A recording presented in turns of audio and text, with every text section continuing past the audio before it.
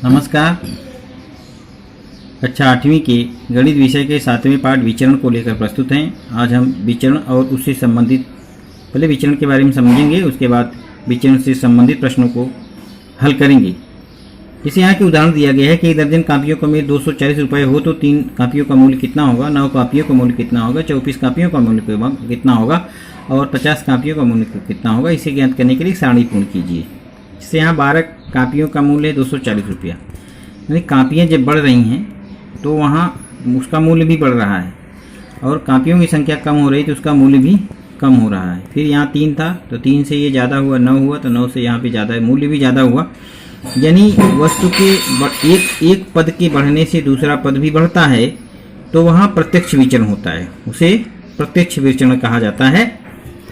अब यहाँ पर x और y अनुपात में है, इस कापियों की संख्या और उसका मूल्य जो है x और y अनुपात में, नहीं x बटे y या y बटे x। तो भाग देंगे तो उसका जो स्थिरांक आएगा एक अनुपात हमको मिलेगा, 1/20 का अनुपात हमें मिलता है। उपयुक्त सारणी के आधार पर कह सकते हैं कि प्रत्येक जोड़ी में कापियों की संख्या x और उसके मूल्य का y का अनुपात 1/20 है।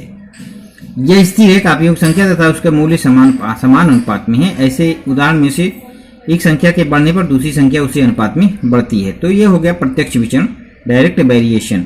x और y अनुपात में है, इस कथन को हम x और y में प्रत्यक्ष विचरण है या x और y के बीच प्रत्यक्ष विचरण है इस प्रकार लिख सकते हैं। इसी प्रकार इस गणितीय भाषा को चिन्ह का उपयोग करके x अल्फा y ऐसे लिख सकते हैं। ये अल्फा है, यह विचरण के लिए प्रयोग किए जाने वाला ग्रीक अक्षर है। x अल्फा y को समीकरण के रूप में लिखते हैं तो x बराबर k y लिखते हैं। यहाँ k का पद स्थिर होता है, k का पद स्थिर का मतलब जो 1/20 है, तो यहाँ पर x बराबर k y या x बटा y बराबर k, यह विचरण के समीकरण है, k विचरण का स्थिरांक है। अब उसी आधार पर हमें प्रश्नों को हल करना है। जैसे यहाँ पे दिया गया निम्नलिखित कथनों को विचरण का चिन्ह लगाकर कैसे लिखे गए हैं, देखिए। वृत्ताकार क्षेत्रफल उसकी त्रिज्या के वर्ग के प्रत्यक्ष समानुपात में होता है। जैसे ही उसकी त्रिज्या बढ़ेगी उसका क्षेत्रफल भी, वृत्ताकार क्षेत्रफल भी बढ़ेगा। वृत्ताकार क्षेत्रफल a है और त्रिज्या r है, लेकर उपयुक्त कथन a अल्फा r स्क्वायर लिखा जाता है। द्रव का दाब p, उस द्रव की गहराई d प्रत्यक्ष विचरण में है। इस कथन को p अल्फा d के रूप में लिखते हैं। एक उदाहरण यह दिया गया है कि x y की प्रत्यक्ष विचरण में है, x बराबर 5 हो तो y बराबर 30, तो विचरण का अचरांक ज्ञात करें तथा विचरण का समीकरण लिखें। x y के प्रत्यक्ष विचरण में है अर्थात x अल्फा y। अब हम प्रश्न संग्रह 7.1 के प्रश्नों को हल करेंगे। विचरण के चिन्ह का उपयोग करके लिखिए। वृत्त की परिधि c उसकी त्रिज्या r के समानुपात में होती है तो उसको विचरण के चिन्ह का उपयोग करके लिखना है। कार में भरा हुआ पेट्रोल L तथा उसके द्वारा तय की गई दूरी d प्रत्यक्ष विचरण में होती है। पहले प्रश्न का पहला तो c अल्फा r, ये समीकरण हो गया उसका इन दोनों में। दूसरा है L अल्फा d, इस तरह से लिखेंगे। दूसरा है सेबों की संख्या, दूसरा प्रश्न है सेबों की संख्या 1 सेबों की संख्या और पेटी सेबों का मूल्य। यहाँ पर सेब का मूल्य तथा सेबों की संख्या में प्रत्यक्ष विचरण है।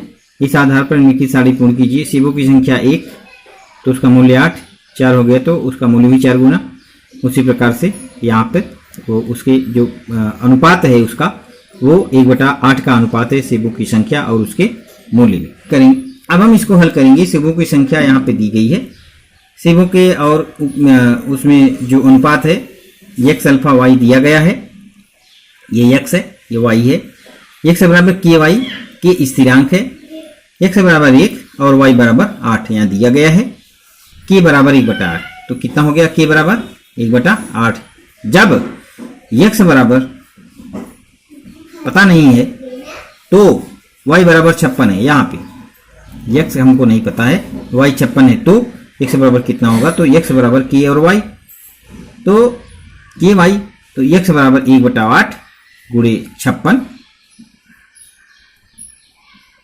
k का मान यहाँ दिया गया है, k जो है स्थिरांक है, k 1/8 है, तो गुणा करेंगे तो 7 8 8 7 56, x बराबर 7। जब x बराबर 12 हो और y बराबर मालूम नहीं हो, x बराबर 12 y बराबर मालूम नहीं हो, तो x बराबर k y 12 बराबर 1/8 गुणे y बराबर 12 गुणे 8 बराबर 96, ये हो गया। उसी प्रकार से जब x बराबर नहीं मालूम है y बराबर 160 है, तो x बराबर के वाई ये स्थिरांक है, तो 1/8 गुणे 160 बराबर 20, ये यहाँ पर 20 होगा। तीसरा प्रश्न है यम अल्फा एन, m बराबर 154, n बराबर 7, तो m का मान कितना, तो n बराबर 14। m अल्फा n दिया गया है क्योंकि m बराबर के एन, यह एक के स्थिरांक है।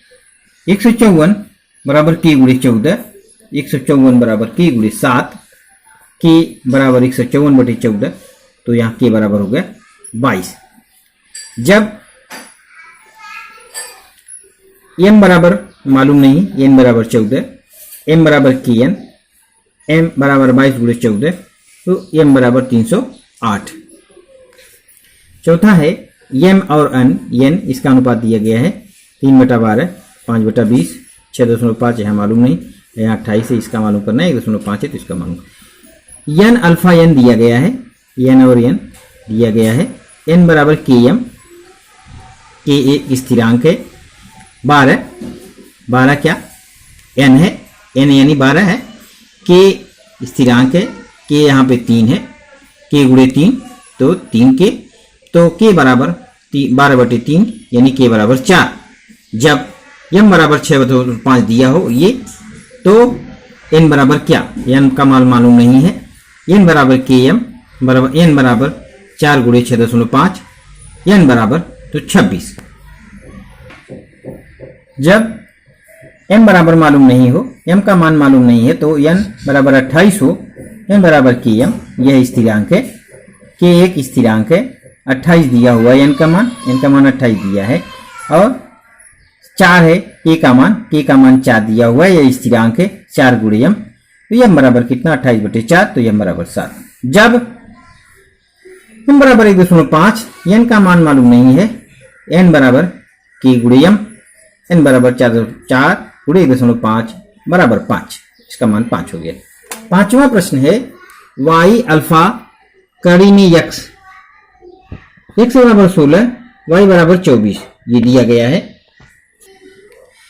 पांचवा प्रश्न, y x से वर्गमूल के प्रत्यक्ष विचरण में बदलता है।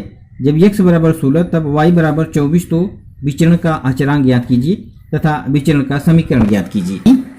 y अल्फा कड़ी में x बराबर 16, y बराबर 24 दिया गया है। y अल्फा कड़ी में x ये भी दिया गया है। y बराबर k गुणे कड़ी में x, k स्थिरांक है, y का मान 24 है, k बराबर k गुणे कड़ी में 16, 24 बराबर k गुणे 4, क्योंकि 16 का वर्गमूल 4 हो जाएगा, k बराबर 16 k गुणे 4, 24 बराबर k गुणे 4, k बराबर 24/4, k बराबर 6, 6 4 6 24, y बराबर 6 कड़ी में x is equation of the variation. अब छठा प्रश्न है, सोयाबीन की फसल निकालने के लिए 4 मजदूरों को 1000 मजदूरी देनी पड़ती है। यदि मजदूरी और मजदूरों की संख्या में प्रत्यक्ष विचरण हो तो 17 मजदूरों को कितनी मजदूरी देनी। जब 4 मजदूरों की संख्या 4 मजदूरों को 1000 देना पड़ता है, तो 17 मजदूरों को कितना देना पड़ेगा, इसमें प्रत्यक्ष विचरण है। अब आइए हम हल करते हैं इसको। यह मजदूर और मजदूरी में प्रत्यक्ष विचरण है। मजदूरी आर को मानेंगे और मजदूर को एल मानेंगे, लेबर आर मालूम नहीं है, एल 17 दिया गया है। 17 एल को कितना मजदूरी दिया जाएगा, आर अल्फा एल ये दिया गया है। आर बराबर के एल, ये के यहाँ पे स्थिरांक है, 1000 दिया जाता है